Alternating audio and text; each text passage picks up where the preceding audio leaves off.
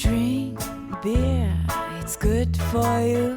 I'm empty-handed and I'm feeling blue, and I'm gonna drink till the day that I die.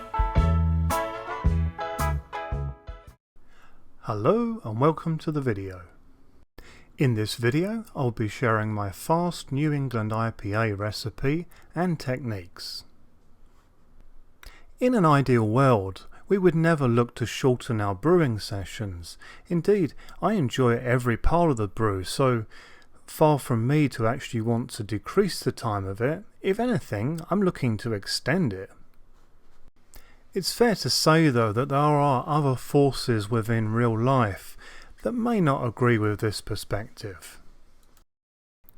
So then we need to look at what we can do to actually fit the brewing processes within everyday life, and what can be sacrificed and what certainly cannot. First and foremost, for those of you that are lucky enough to have a Grainfather Connect controller, the delayed heat function is very useful and will certainly save you time, as will preparing everything that you need for your brew in advance. I do both of these things on every brew. Certain beers are also suitable for a shorter boil. You can also look at no boil brewing also. This is very suitable for saisons. For further details on this, check out my saison no boil recipe video. Do keep in mind, the shorter the boil, the less bitterness you're going to have in the beer. So any beers that have a high IBU, you're going to end up using more hops to achieve this with a shorter boil. The next thing we can consider doing is actually reducing the mashing time. In brewing in general, we tend to mash for 1 hour, and the reason for that is that that's generally giving an overcompensation in terms of how long it's going to take until starch conversions take place. This will hinge on a variety of different things, and this includes grain crush and the type of grain that you're using. It's fair to say that you'll never have consistent results when you reduce mash time, but it is something to look at and it is something to consider. Part of this consideration should always be using a bit more grain than you're actually going to need in order to get the result that you're looking for. For example, with this recipe, I have enough grain to reach 1.070, but in reality I've overestimated that. I would be more than happy with 1.060, which will still give me about 7% beer, which is pretty much what I'm looking for. Another area we can look at is actually removing or reducing our sparge. I have to tell you, I have tried this in the past and I would strongly advise against doing it. Each and every time that I've tried this, it has actually impacted the taste of the end beer, and that's just something that I'm not happy to compromise. The objective of this brew day was to create a full-sized batch of beer that can be done from start to finish in 3 hours, and this was done successfully. Let me show you the recipe before we go any further. Okay, so a few things to note here.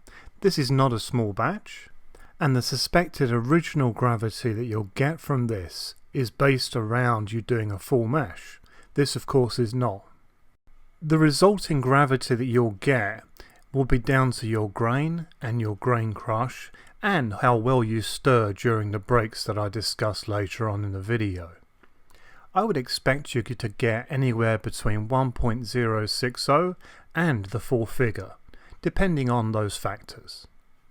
As usual, you'll find this full recipe on the YouTube description and also on the brew.grainfather.com database. At the heart of this brew, as with any, is your grain crush.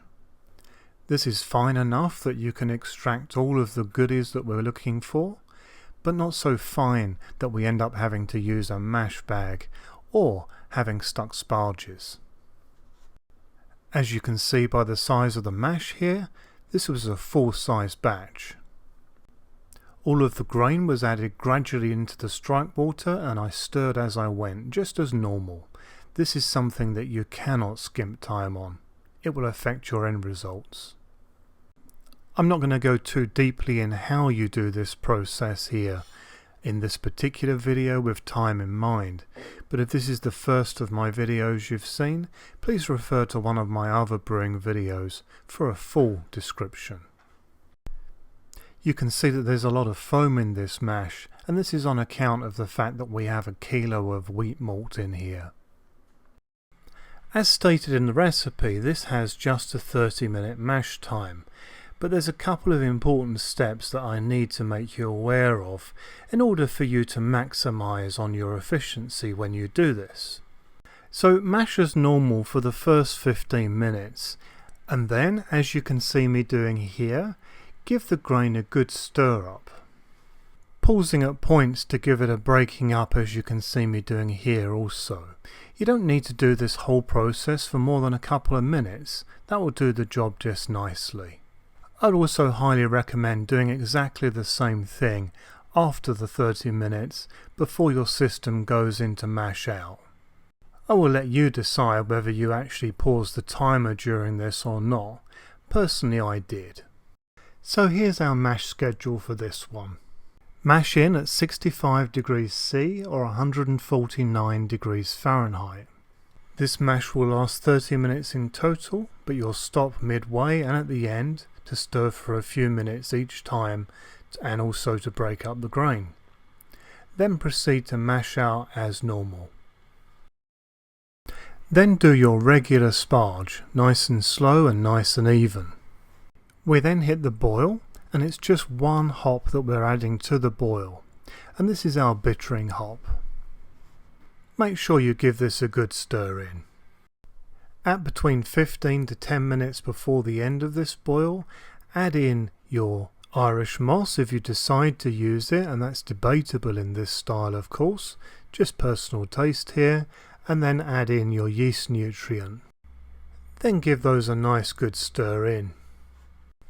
Straight after this I then set up my counterflow chiller, as you can see here, and I started running boiling hot water through it to sterilize it ready for my whirlpool. It's now worth mentioning that there are actually no whirlpool hops in this brew because they're replaced by hop tea hops, which will actually have a much better effect than the whirlpool hops would have done unless you're prepared to chill them right down in temperature before adding them. This of course will prolong this brew, which is really going against the whole point of it being a fast method. If you're unsure what I mean by hop tea, then please check out the video which I've shown the title screen of here on your screen right now for further information on how to do this. It's not something you need to worry about until the day of your bottling. So at the end of this brew I did a quick whirlpool just to amalgamate all of those nice hop alpha acids into our mix, and I then cooled and transferred the wort into my conical fermenter. I've got to say, it's looking rather nice, don't you think? So as you can see here I got 1.063 out of a potential gravity of 1.070. which I'm not dissatisfied with at all. At the end of the day, the results you'll get from this method will vary, but I would expect on a recipe like this that you would only drop 10 points as a maximum. On this basis, with a final gravity expected with this yeast of 1.010, this gives me just a touch under 7% alcohol in this beer, which I'm more than happy with, and it's certainly very much to style still. So, all good. So this wraps up another video.